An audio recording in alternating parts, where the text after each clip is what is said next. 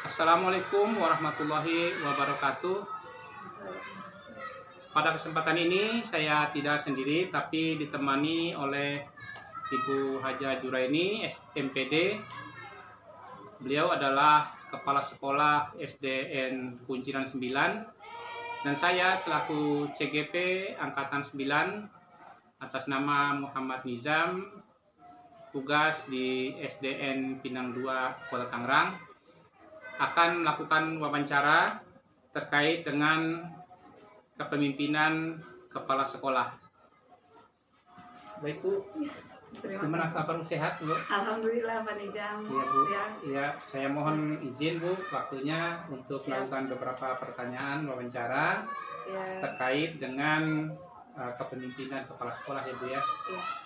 Nah, pertanyaan yang pertama yang saya ingin sampaikan, selama ini bagaimana Ibu dapat mengidentifikasi kasus-kasus yang merupakan dilema etika atau bujukan moral? Baik, terima kasih Pak Nizam. Assalamualaikum warahmatullahi wabarakatuh. Waalaikumsalam warahmatullahi wabarakatuh. Ucapan yang pertama kepada Pak Nizam, sukses terus.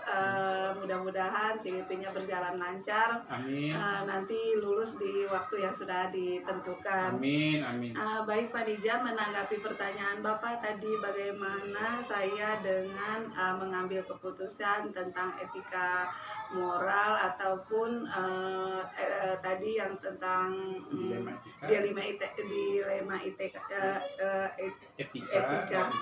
Baik Bapak, untuk di sekolahan saya biasanya kalau untuk awal itu hal yang saya pertama tekankan di sekolah itu adalah bagaimana membuat guru itu bekerja di sekolah itu nyaman, karena beliau itu panggilan dari dirinya sendiri. Tidak itu bekerja itu baik atau segala macamnya tidak karena ada kepala sekolah gitu. Saya berusaha menanamkan karakter itu kepada guru-guru, bahwa guru itu ke sekolah emang itu tugas mereka dan itu adalah pekerjaan yang sudah kita ambil gitu.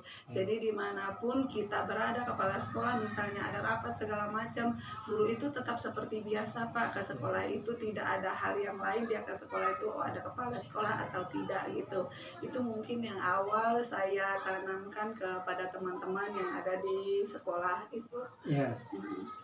Kemudian bagaimana Ibu menjalankan atau mengambil keputusan di sekolah Bu, terutama untuk kasus-kasus di mana ada dua kepentingan yang sama-sama benar atau sama-sama mengandung nilai kebajikan Bu? Baik ya Pak, untuk itu Pak, saya untuk mengambil keputusan itu baik dengan teman-teman yang ada di sekolah ataupun nanti itu berkaitan dengan peserta didik atau misalnya dengan lingkungan orang tua yang ada di sekolah, pasti banyak hal yang muncul gitu untuk mengambil keputusan. Misalnya kalau untuk teman-teman di sekolah, guru-guru atau semua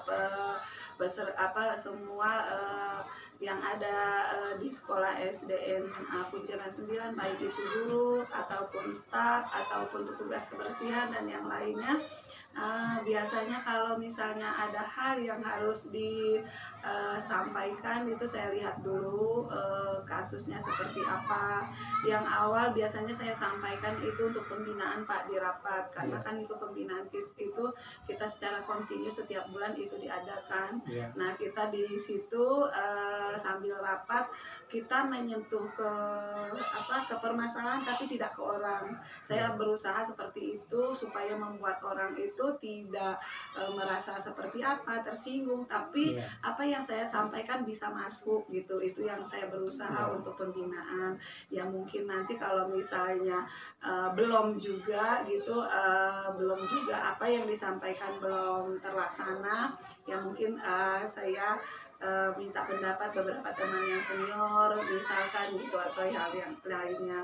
Dan memang kalau untuk ke murid sangat banyak juga hal-hal yang memang harus kita selesaikan ya Pak kadang gitu. Kadang ada hal seperti kan awalnya kita itu pembelajaran kumer, jadi orang tua murid harus banyak mengerti dulu tentang itu, karena kan orang tua ini seperti apa, banyak hal harus yang disampaikan itu biasanya melalui parenting Pak, itu setiap seminggu setiap kelas itu saya adakan parenting gitu. Dan di dalam parenting itu selain himbauan yang saya sampaikan, ada beberapa teman-teman yang menyampaikan materi tentang hal apa yang bisa menjadi dilema di sekolah itu gitu. Kadang juga memang ada beberapa yang sekolah itu kan yang sekarang harus menerima semua anak gitu, walaupun memang dia punya hal-hal misalnya termasuk inklusi gitu. Itu kita panggil orang tuanya, gimana jalan keluarnya itu kita selesaikan gitu secara baik-baik gitu. Mungkin itu Pak. Iya Bu, iya lengkap sekali Bu. Jadi langkah-langkah atau prosedur seperti apa tadi yang biasa Ibu lakukan ya selama ini Bu yang sudah Ibu laksanakan Bu? Ya, untuk tadi Pak, untuk teman-teman yang ada di sini, seluruh personil SDN Kunciran 9, baik itu guru, tendiknya, terus kebersihan dan keamanan itu seperti itu tadi Pak, melalui pembinaan terutama. Terus nanti kalau misalnya belum ini berlanjut, mungkin ngobrol gitu secara pribadi tapi tidak di depan umum, yang yang mau saya sebisa mungkin itu berusaha menegur itu tidak membuat mereka itu yang punya rasa mungkin tersinggung atau sakit atau seperti apa. Saya sangat berusaha untuk itu Pak, karena kan kita itu tim gitu. Ada kesalahan orang itu kan wajar ya Pak ya, manusia itu semua punya kekurangan dan kelebihan, itu yang sangat harus saya mengerti Pak kalau untuk memimpin itu gitu. Dan kalau itu kan masih bisa kita ada hal-hal mungkin yang beliau yang mungkin kerjakan atau bisa mungkin hilap segala macam, itu bisa diselesaikan dengan pembinaan tadi atau ngobrol dengan secara pribadi gitu Pak. Iya Bu.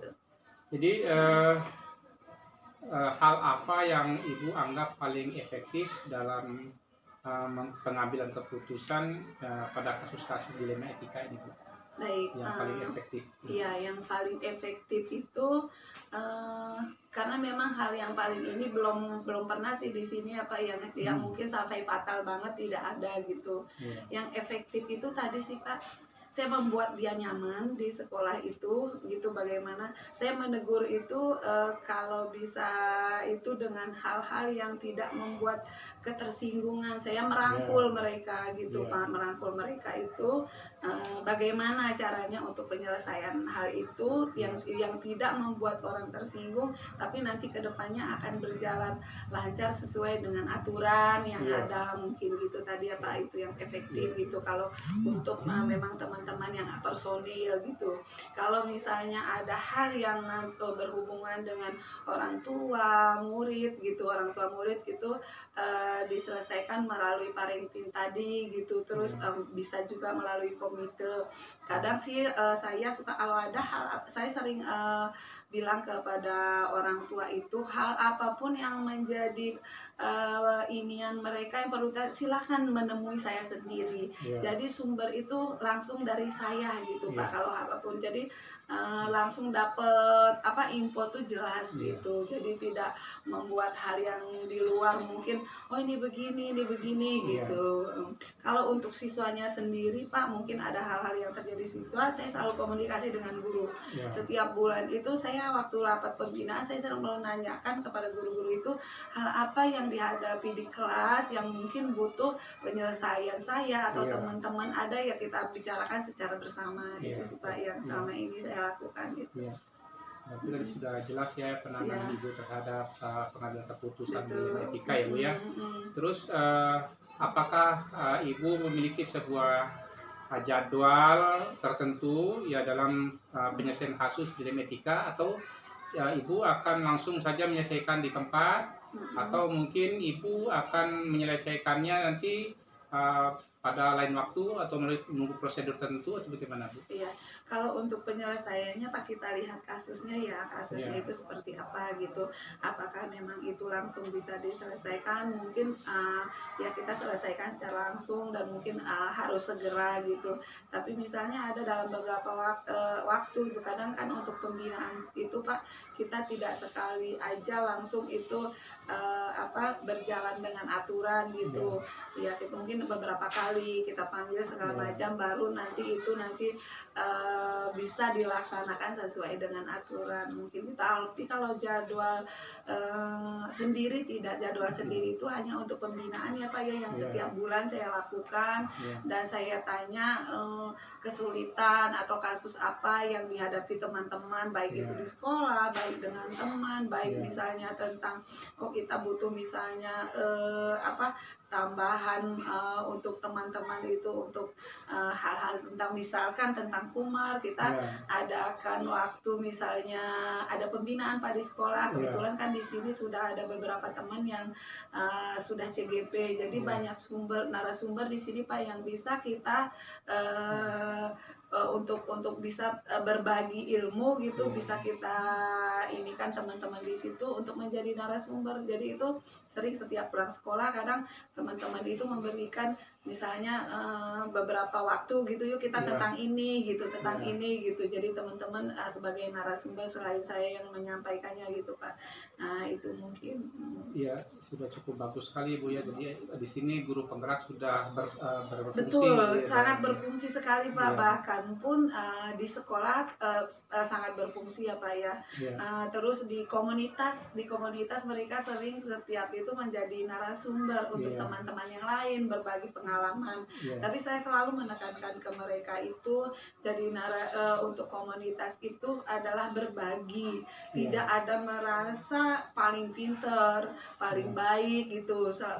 Kita itu di situ itu komunitas itu berbagi pengalaman dan memecahkan misalnya persoalan-persoalan yang ada di sekolahan-sekolah gitu. Jadi kan dengan banyak teman-teman, banyak masukan, kan itu membuat hal yang kita lebih cepat untuk menangani masalah-masalah yang kita hadapi mungkin itu Pak. Ya Bu, jadi selain guru penggerak tadi yang sudah ikut serta membantu Ibu dalam menyelesaikan dilema etika itu tadi, siapa lagi? Siapa lagi Bu yang? Iya baik Pak. Guru senior terutama pasti ya Pak ya. Guru senior itu pengalamannya yang luar biasa untuk menyelesaikan hal-hal misalnya yang perlu saya butuh orang gitu. Pasti guru senior itu yang pertama saya minta pendapatnya gitu Pak. Terus tadi kalau untuk memberikan materi memang lebih banyak untuk guru-guru yang masih muda yang sudah menyelesaikan CGP itu. Kebetulan kan di sini ada 7 orang ya Pak ya, banyak. Nah yang utama sih memang dari pengawas sekolah itu selalu memberikan bimbingan, arahan, pembinaan itu rutin Pak dengan kami yang ada di sini gitu. Ya luar biasa sekali Bu ya. Jadi dari semua tadi yang Ibu uraikan itu faktor-faktor apa yang menjadi pembelajaran yang Ibu dapatkan dari pengalaman atau dari putusan dilema etika yang tadi Ibu sampaikan? Iya, sebenarnya dengan dilema etika itu Pak, dengan masalah yang kita hadapi itu ya, itu menambah pengalaman buat saya, menambah ilmu buat saya yang kita menyelesaikan ini seperti ini gitu, baik itu dengan teman-teman yang ada di sekolah, yang di mungkin murid, di komite atau wali murid itu ya Pak ya. Memang sih yang agak lama pendekatan itu untuk kalau menyelesaikan masalah itu di orang tua murid ya Pak ya. Karena berbagai macam latar belakang pendidikan orang tua murid yang harus kita pahami itu gitu Pak. Ada yang cepat, ada yang mungkin agak lama, ada yang pokoknya berbagai macam lah di situ indahnya. Jadi betul, sebenarnya yang agak lama itu ya itu gitu, mungkin misalnya kita punya keputusan ada mau program apa gitu, jadi banyak inian dari mereka. Tapi sih dengan berjalan, memang butuh waktu, berjalan dengan waktu, insya Allah mereka menerima. Dan itu satu hal yang kalau ke mereka tuh saya bilang, kalau misalnya ada informasi yang tidak jelas langsung tanyakan ke saya, jangan orang tua murid dengan orang tua murid misalkan seperti itu gitu. Jadi untuk di kami itu Pak, pembinaan itu untuk menyelesaikan apapun misalnya masalah-masalah etika atau moral tadi, dia itu tadi dengan membuat nyaman dulu guru di sini itu dari sayanya ya Pak ya, supaya mereka itu bekerja dengan panggilan hati mereka, bukan karena ada kepala sekolah dan hal yang lainnya yang membuat kita juga jadi nyaman. Alhamdulillah di sini tidak terlalu hal yang memang harus diselesaikan harus dengan serius gitu Pak. Alhamdulillah gitu. Mungkin ada baik itu tentang keamanan atau kebersihan, semuanya dirangkul dulu. Nah terus kalau misalnya ada hal yang memang saya perlu bantuan untuk menyelesaikan, saya minta bantuan ke guru senior, itu sudah pasti gitu, ke guru senior dan teman-teman yang masih muda juga yang bisa ini kan untuk menyelesaikan masalah-masalah dan untuk ada membuat sekolah ini lebih maju gitu, mereka sangat berperan untuk itu gitu. Nah orang tua murid komite sudah pasti ya Pak, itu karena kolaborasi kita tuh guru sekolah orang tua murid dan murid di sini kan harus memang selaras semuanya sejalan gitu. Kalau misalnya ada juga hal-hal yang harus saya butuhkan penyelesaian, saya selalu konsultasi dengan ketua komitenya gitu. Dan beberapa korlas mungkin yang bisa ada informasi yang saya dapat. Dan yang utama pastinya Pak juga dari pengawas itu sudah pasti ada jadwal dari pengawas itu untuk pembinaan tentang berbagai hal gitu yang ada di sekolah. Mungkin itu yang saya sampaikan. Ya, luar biasa sekali Bu ya. Apa yang tadi Ibu sampaikan, paparkan dengan bagaimana Ibu sebagai seorang pemimpin di sekolah Bu ya, dalam mengatasi bagaimana dilema etika dan julukan moral yang selalu Ibu mungkin hadapi di sekolah. Itu nampaknya tadi sudah menjelaskan dengan sangat baik bahwa Ibu menjelaskan semuanya. Ibu Ibu melibatkan berbagai pihak Ibu ya. Betul, betul. Baik, barangkali itu saja Bu yang saya wawancara itu pada ini. Terima kasih banyak. Semoga pengalaman Ibu ini bisa menjadi juga pembelajaran untuk orang lain. Baik Pak Nijam, terima kasih. Sukses terus ya buat Pak Nijam juga. Terima kasih, semoga lancar. Amin. Sekian wawancara saya dengan Ibu Haja Juraini MPD selaku Kepala Sekolah SDN Kunciran 9. Assalamualaikum warahmatullahi wabarakatuh.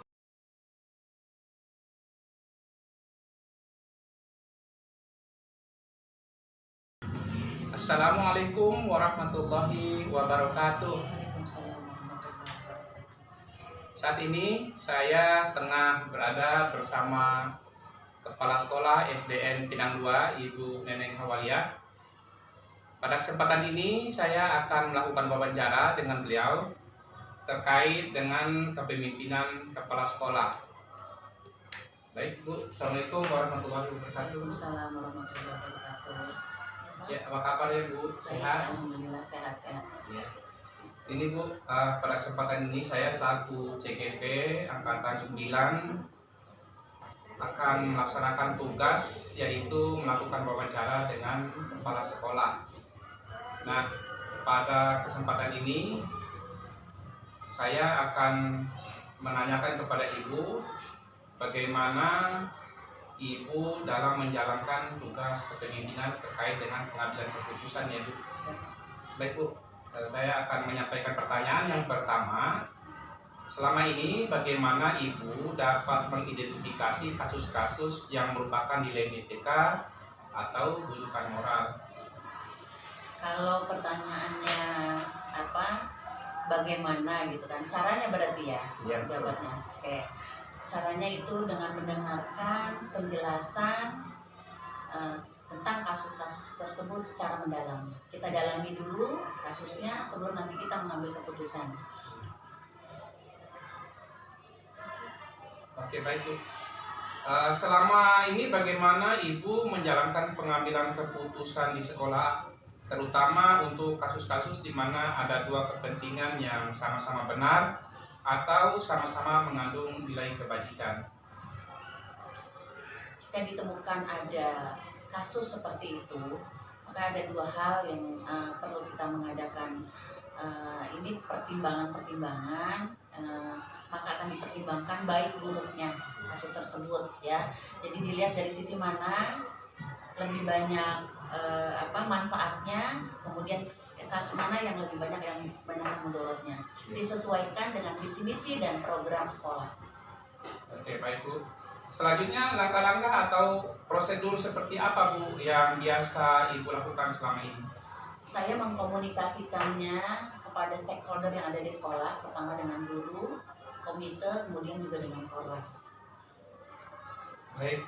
Hal-hal apa saja Bu yang selama ini Ibu anggap efektif dalam pengambilan keputusan pada kasus-kasus dilema etika? Biasanya saya mengadakan koordinasi ya, lebih awal mengadakan koordinasi dengan guru-guru senior, ya beberapa guru senior, adakan pertemuan, kemudian kita bicarakan, baru setelah itu kita bawa ke forum rapat. Terus hal-hal apa Bu yang selama ini merupakan tantangan dalam pengambilan keputusan pada kasus-kasus yang dilema etika? Biasanya adanya pro kontra dari sebuah pengambilan keputusan, dan ada itu kan jika kita temukan suatu masalah, pro kontra kan sudah biasa gitu kan. Tinggal bagaimana kita mengambilkan keputusan dengan baik dan cermat, tidak merugikan satu kelompok manapun. Terus saya mau menanyakan lagi Bu, apakah Ibu memiliki sebuah tata kelola atau jadwal tertentu dalam sebuah penyelesaian kasus dilema etika? Apakah Ibu langsung menyelesaikan di tempat atau memiliki sebuah jadwal untuk menyelesaikannya? Nah, bentuk atau prosedur seperti apa Bu yang Ibu jalankan? Baik, setelah kita mengadakan identifikasi dari suatu masalah tersebut, biasanya kita diselesaikan di sekolah, ya. Mulai dari pertemuan-pertemuan dengan beberapa guru senior yang saya katakan tadi, ya. Kemudian kita ke forum rapat. Nah, di situ baru nanti kita ambil suara, minta pendapat dari rekan-rekan guru yang lain, karena kita juga, saya tidak bisa mengambilkan keputusan sendiri, gitu. Baik Bu. Selanjutnya saya ingin tahu juga, adakah seseorang atau faktor-faktor apa yang selama ini mempermudah atau membantu Ibu dalam pengambilan keputusan dalam kasus-kasus dilema etika? Ketika kita ketemukan satu kasus atau masalah yang dapat mempermudah saya itu masukan saran dari guru-guru senior atau guru-guru yang lain yang ada di sini, karena masalah itu juga harus kita hadapi sama-sama. Baik Bu. Ini pertanyaan terakhir Bu ya dari saya. Nah, dari semua hal yang telah disampaikan, pembelajaran apa yang dapat Ibu petik dari pengalaman Ibu dalam mengambil keputusan dilema etika? Pengalaman yang saya ambil adalah bahwa tidak mudah untuk mengambil keputusan, ya, untuk meyakinkan orang banyak dalam sebuah keputusan. Ya, baik Bu, terima kasih atas waktu dan kesempatannya untuk wawancara dengan saya. Semangat Ya, CGP. ya, terima kasih Bu, semangat juga. Ya, demikian wawancara saya dengan Kepala Sekolah SDN Pinang 2, Ibu Neneng Awale MPD. Assalamualaikum warahmatullahi wabarakatuh. Waalaikumsalam.